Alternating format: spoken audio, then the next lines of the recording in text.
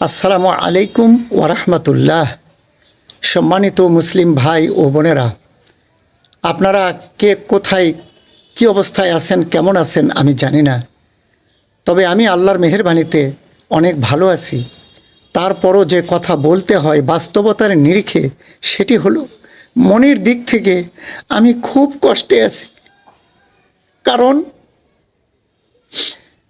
যে মজলুম গাজাবাসী এবং ফিলিস্তিনের পক্ষে সারা বিশ্বের একমাত্র নেতা, সারা বিশ্বের একমাত্র মুসলিম দেশ মাথা উঁচু করে ইহুদিবাদী এবং ইসলাম বিরোধীদের বিপক্ষে দাঁড়িয়েছিল, দাঁড়িয়ে আছে, যে নেতা নিজের জীবনকে তুচ্ছ মনে করে সেই গাজাবাসী, ফিলিস্তিনবাসী সহ বিশ্ব মানবতার কল্যাণে নিজেকে উজাড় করে দিয়েছেন, ইসলামী প্রজাতন্ত্র সেই ইরানের সর্বোচ্চ ধর্মীয় নেতা আয়াতুল্লাহ আলী খামেনি, তিনি আমাদের মাঝে আর নেই। তিনি শাহাদাত বরণ করেছেন। সারা দুনিয়ার ইসলাম বিরোধীরা মিলে তাকে হত্যা করেছে। এই কষ্ট আমি সইতে পারছি না।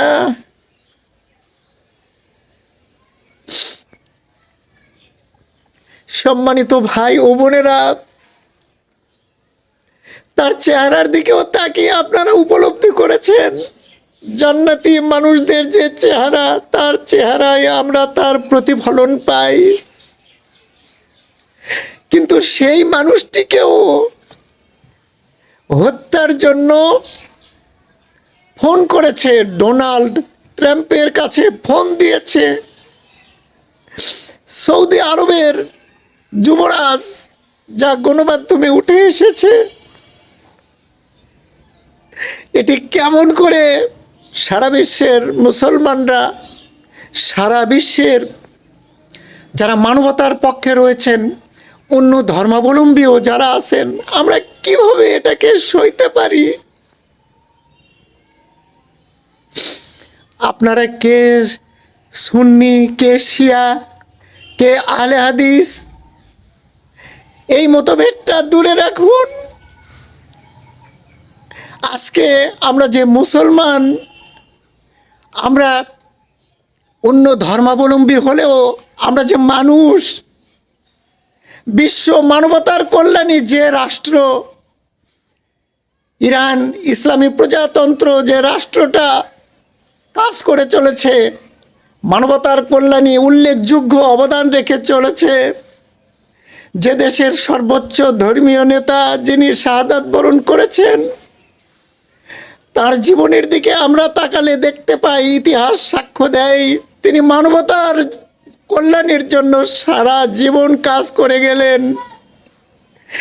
আর আজকে তাকে হত্যার জন্য সৌদি আরবের মতো একটি দেশ উস্কে দিয়েছে। কত বড় এটা একটি কষ্টের বিষয়। আরও একটি কষ্টের বিষয়, সেটি হলো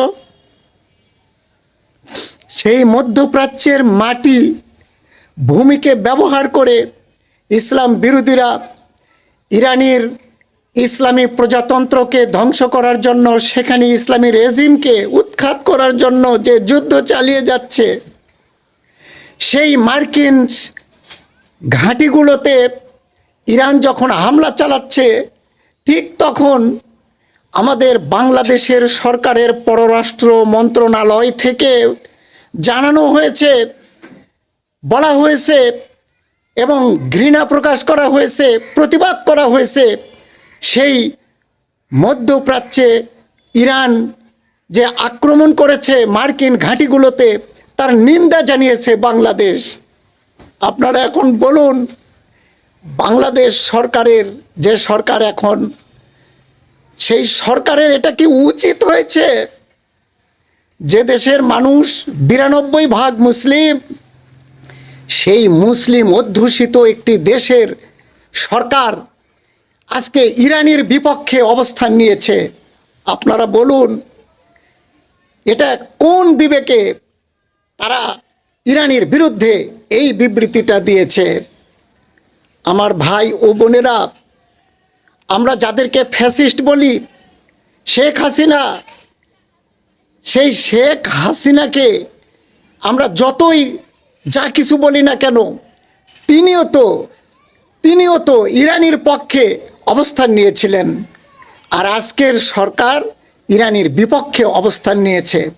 আপনারা এখন বলুন, আমরা কোথায় অবস্থান করছি, কোন দেশে অবস্থান করছি? তবে হ্যাঁ, আলহামদুলিল্লাহ, আমি তাদেরকে সাধুবাদ জানাই।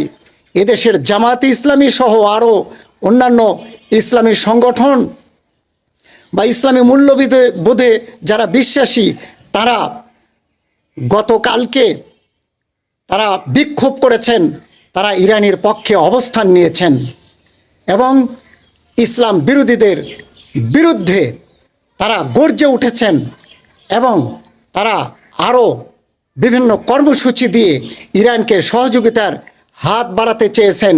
এই জন্যে তাদেরকে ধন্যবাদ জানাই। সম্মানিত ভাই ও বোনেরা, আমরা যে ধর্মের লোক হই না কেন, যে জাতির লোক হই না কেন, বিশ্ব মানবতার কল্যাণী এই যে ইরানকে রক্ষা এবং ইরানের জনগণকে রক্ষা করার জন্য মহান আল্লাহর দরবারে আমরা সবাই মিলে আকুতি জানাই, মিনতি জানাই, আল্লাহ যেন এই রাষ্ট্রটাকে রক্ষা করেন, সেখানকার রেজিমকে রক্ষা করেন। নইলে আজকে ফিলিস্তিনের অবস্থাও খুবই শোচনীয় হবে। শুধু তাই নয়, মুসলিম বিশ্ব এবং বিশ্ব মানবতা পদদলিত হবে। তাই আল্লাহর দরবারে আমরা সবাই আকুতি জানাই, মিনতি জানাই, হে আমাদের পরওয়ারদিগার, আমাদেরকে হেফাজত করুন, আমাদেরকে হেফাজত করুন।